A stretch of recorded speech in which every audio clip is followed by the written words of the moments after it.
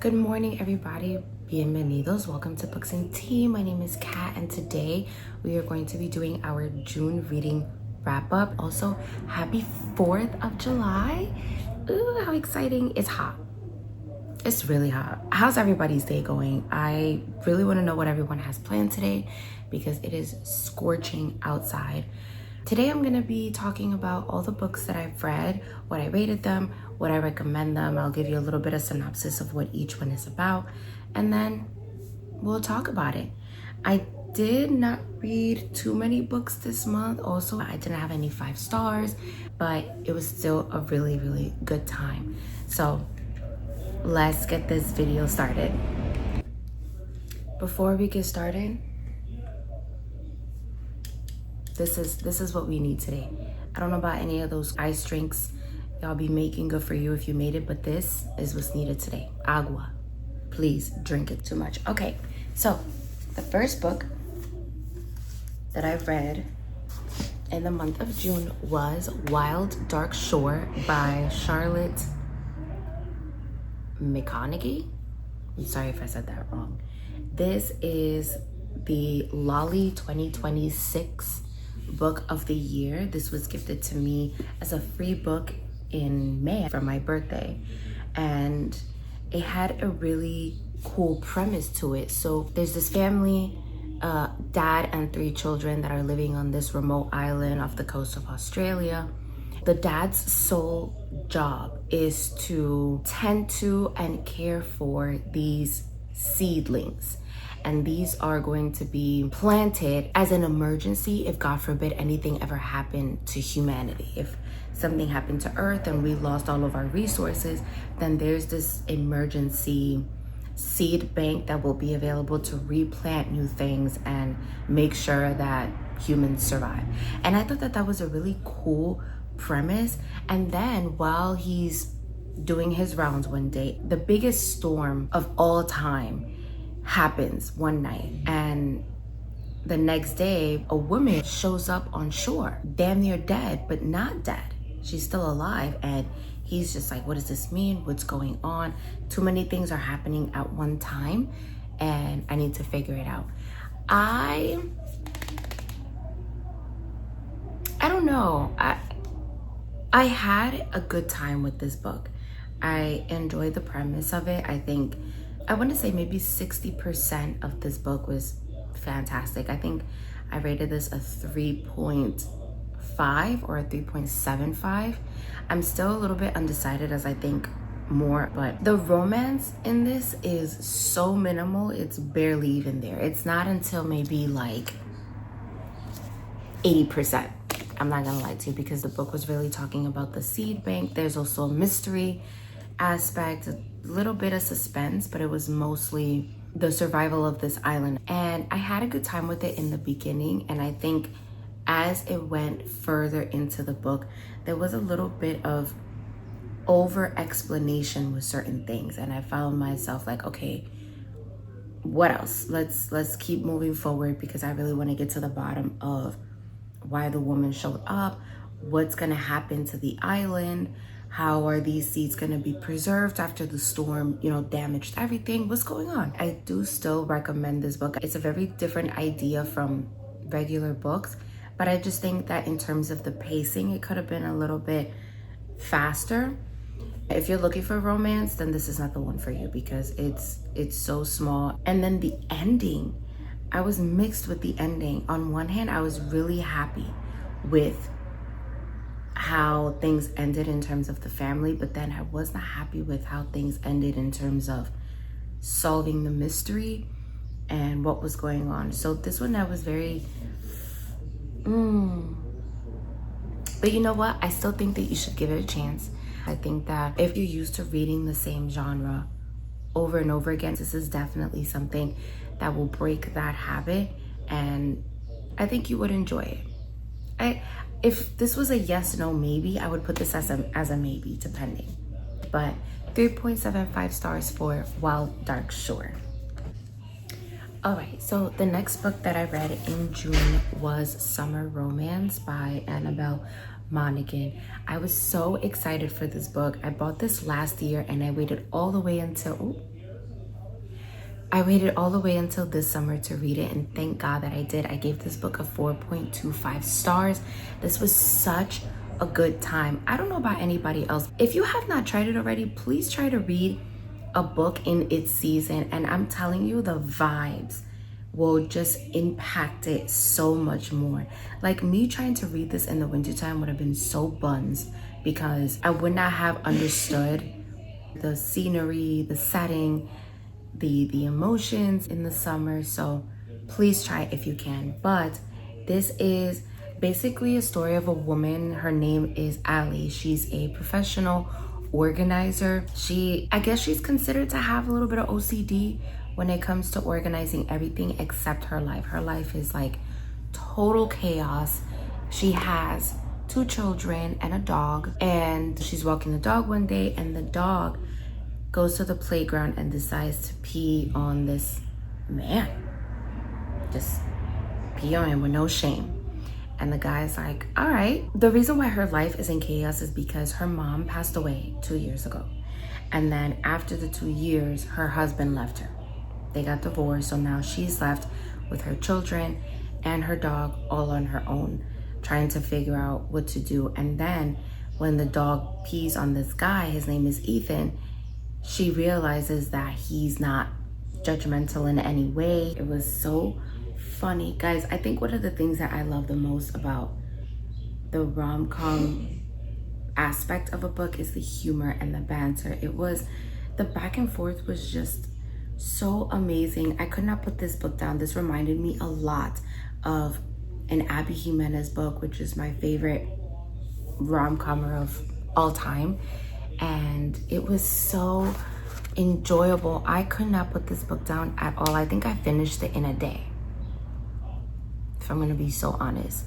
The only reason why it wasn't a 5-star, I think I don't want to say a lot of moments, but there were just a couple of moments where, I don't know, I feel like in the month of June I had a tiny issue with pacing. I don't know if maybe I was starting to get into a slump and I needed things to be done, or the mild anxiety of trying to finish a book on time, but a little bit of the pacing was slow for me. And so I'm like, okay. But overall, I really had an amazing time. I highly recommend that you read this, and I recommend that you read it in the summer because it would just feel so much better. Moving on, the next book that I read was This Story Might Save Your Life by Tiffany Crum. This is a thriller. I don't know if it's thriller as much as it is just mystery suspense, but the story is about a woman named Joy, her best friend Benny, and her husband Xander. Joy and Benny have a podcast together, which is called This Story Might Save Your Life. And the husband Xander, he is managing the podcast, all the financial aspects of producing, all that good stuff. And they share survival stories. So like if, let's say for instance, somebody was stuck at sea and how they managed to overcome that, they talk about it, and then they would redirect the scenario to how they would handle it if they were stuck in that situation. And everything is going good until one day Benny goes to Joy and Xander's house. I think he needs to talk to them. She slips him a note that says she needs to meet up with him to talk about something, and they are gone. Like, glass has been shattered, glass all over the floor, can't find them anywhere. And it turns out that they are missing, both of them, Joy and her husband. And the only clue that he has to find them is the memoir that was started but has not been finished. Benny and Joy were supposed to write a memoir about their come up, and it wasn't finished, but that's the only clue that he has to find them. The other issue, Joy suffers from narcolepsy. And for those that don't know what narcolepsy is, it's this episode and encounter where she will just fall asleep at any given time, at any given location, for as much time needed until it's done. And she has a very severe case of that. And so it makes Benny extremely worried, because he's like, well, now I don't know where she is, and we don't know what's going to happen to her with her narcolepsy, what's going on. I enjoyed this book so much. I gave this a 4-star. I really found myself in a position where I did not want to put it down because I wanted to keep reading it. Again, the reason why it wasn't a 5 stars is just because, to be honest, I don't know if there was a particular reason. It just didn't give me that 5-star feeling, but it was still a great book. This one I would recommend reading. It was a good time. This is also another good, again, I don't think it's thriller, but it's a nice introduction to thriller. It's not gory, it's not grotesque, it's not any of that.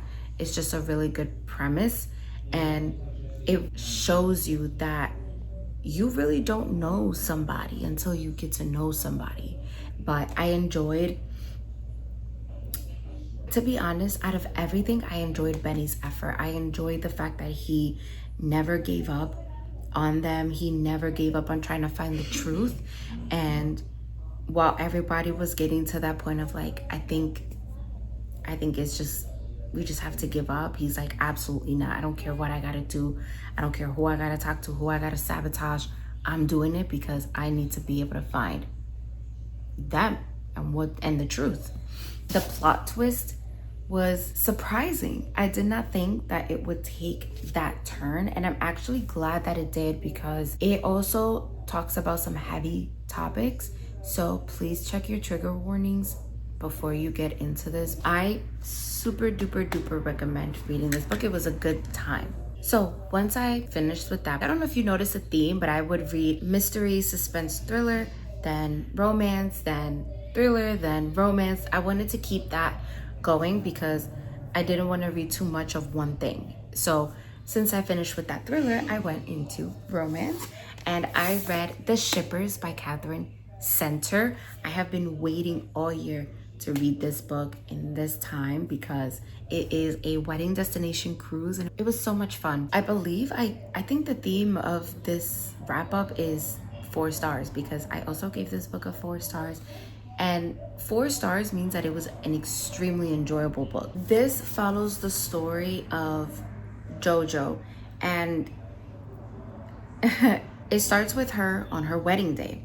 She's about to get married to this guy that is a total chum. He doesn't even look like he wants to be there. I mean, the man is texting on his phone while waiting. And she's like, I feel like I have a curse because every guy that I start to date within a short amount of time, I dump them because I'm not happy whatsoever. So she's like, okay, well then the best way to stay with someone and be super secure is to marry them. She decides to marry this guy. They've been together for, I believe, 6 years, but it's it feels almost like a business relationship rather than an actual relationship.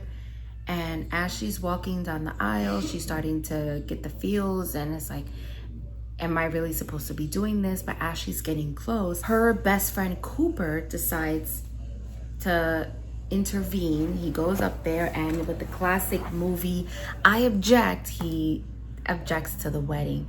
And he's like, listen, mind you, they have not seen each other in 10 years.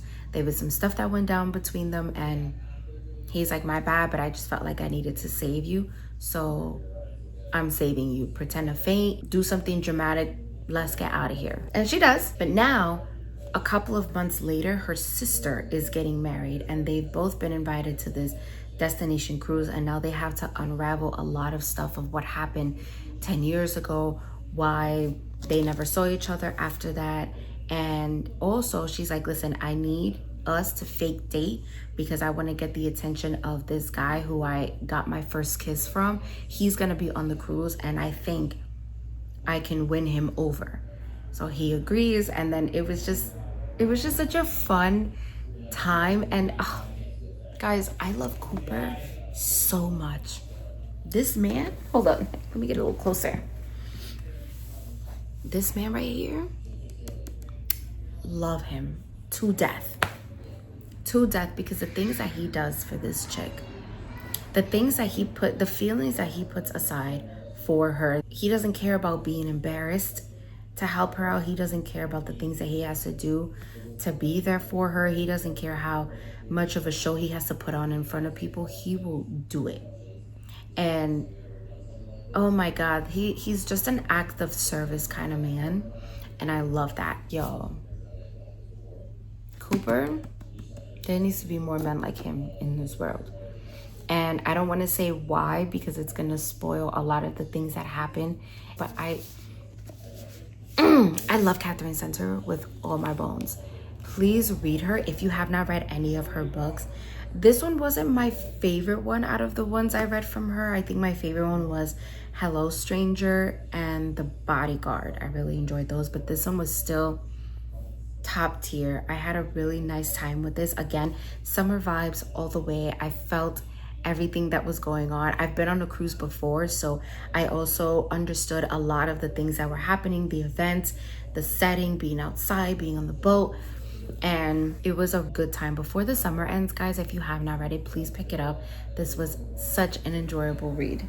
I highly recommend. All right, and then the last book that I read, of course, following romance, is The Last Thriller, which is The Divorce by Frida McFadden.